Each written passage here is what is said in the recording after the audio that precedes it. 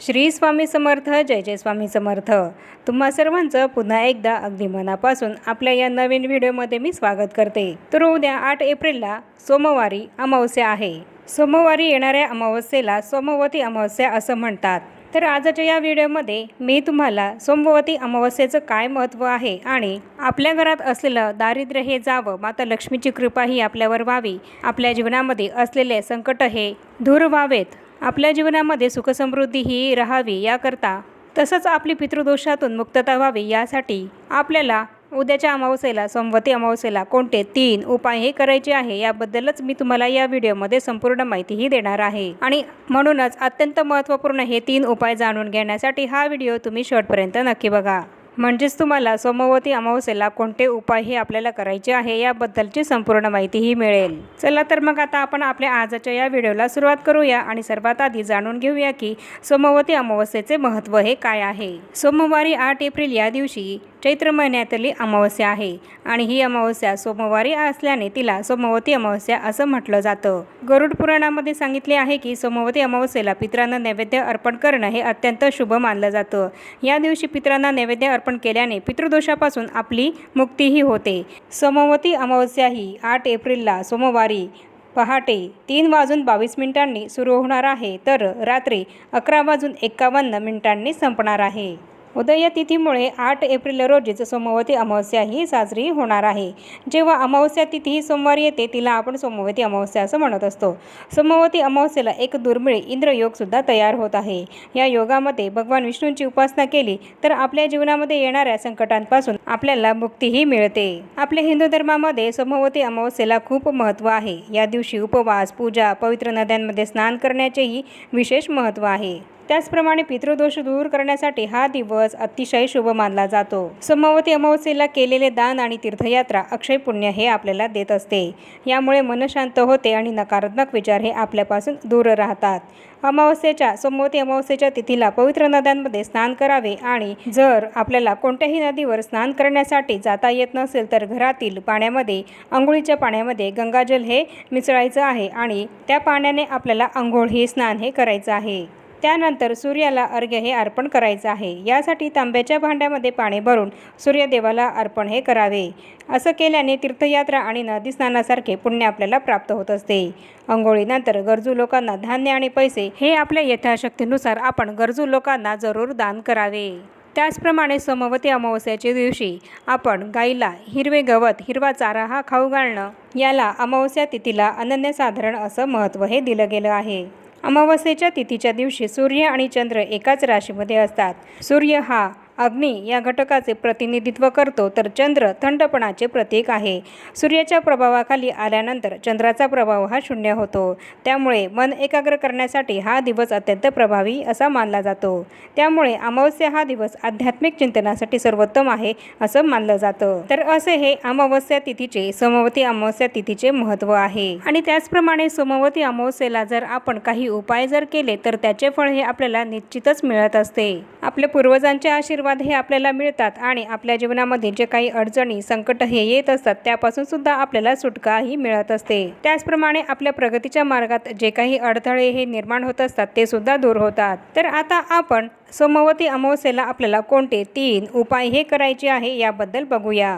तर त्यातलाच पहिला महत्त्वाचा उपाय आहे तो म्हणजेच सोमवती अमावस्येला पिंपळ वृक्षाची पूजा ही करणं. असं मानलं जातं की अमावस्येच्या दिवशी पिंपळाच्या झाडावर पितरांचा वास असतो आणि या दिवशी पिंपळ आणि भगवान विष्णू यांची पूजा केल्याने आपल्या सर्व मनोकामना या पूर्ण होतात. आपल्या पितरांना सद्गती लाभावी आणि त्यांचा आशीर्वाद आपल्याला प्राप्त व्हावा याकरता आपल्याला पिंपळ वृक्षाची सोमवती अमावस्येच्या दिवशी पूजा ही करायची आहे. सोमवती अमावस्येच्या दिवशी आपल्याला पिंपळ वृक्षाला दूध, साखर, पाणी हे एकत्र करून ते आपल्याला पिंपळ वृक्षाला अर्पण हे करायचे आहे. आणि तसंच हे पाणी अर्पण करून झाल्यानंतर त्या पिंपळ वृक्षाजवळ आपल्याला एक दिवा हा लावायचा आहे. हा दिवा तुम्ही गाईच्या तुपाचा किंवा मोहरीच्या तेलाचा लावू शकतात. आणि त्यानंतर त्या पिंपळ वृक्षाला आपल्याला प्रदक्षिणाही मारायची आहे. या प्रदक्षिणा तुम्ही 5, 7, 11 याप्रमाणे मारू शकतात. जितक्या जास्त प्रदक्षिणा तुम्ही कराल तितका जास्त फायदा हा तुम्हाला होईल. आणि याप्रमाणे प्रदक्षिणा करून झाल्यानंतर त्या पिंपळ वृक्षाला आपल्याला हात जोडून प्रार्थना करायची आहे की आपल्या आयुष्यामध्ये येणाऱ्या सर्व समस्यांचा अंत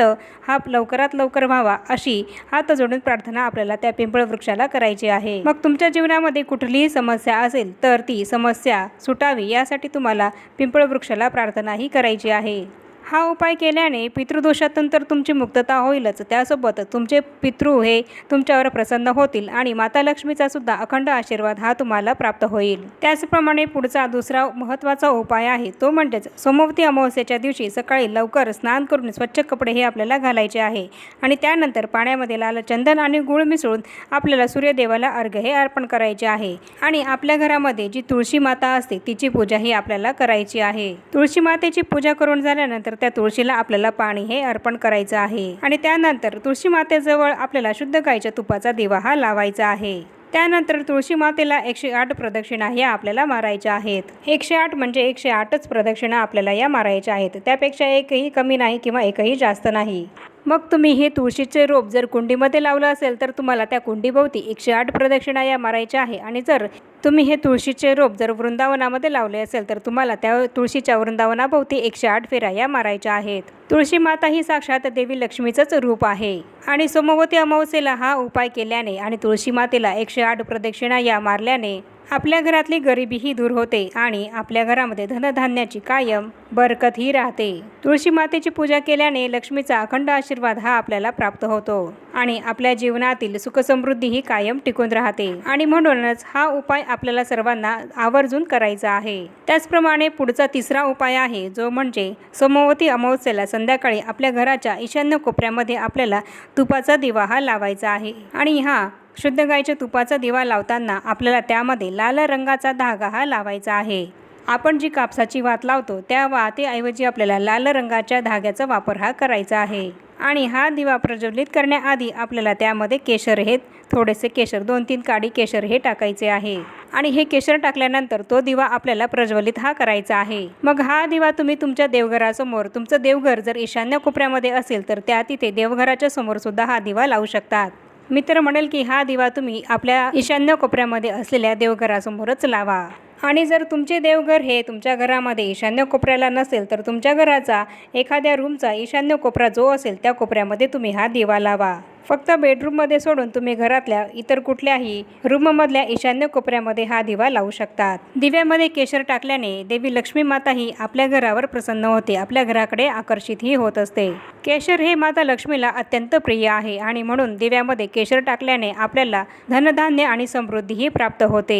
माता लक्ष्मीचा अखंड आशीर्वाद हा आपल्याला मिळतो। परिणामी आपल्याला जे काही दारिद्र्य हे आलेलं असतं ते दूर होतं, आपल्या घरातील गरिबी दूर होते। त्याचप्रमाणे सोमवती अमावस्येच्या दिवशी गव्हाच्या पिठामध्ये थोडी साखर ही मिसळायची आहे आणि त्यानंतर ती काळ्या मुंग्यांना आपल्याला खायलाही द्यायची आहे। असं केल्याने आपल्याला पुण्यही प्राप्त होते, आपले दुःख जे काही आहे ते नाहीसं होतं आणि दुःखापासून आपल्याला मुक्तीही मिळते। तर हे अतिशय महत्त्वाचे असे 3 उपाय मी तुम्हाला सोमवती अमावस्येला आपल्याला जे काही करायचे आहे त्याबद्दल माहितीही दिली आहे आणि हे महत्त्वाचे 3 उपाय आपल्याला पूर्ण श्रद्धेने आणि विश्वासाने करायचे आहेत।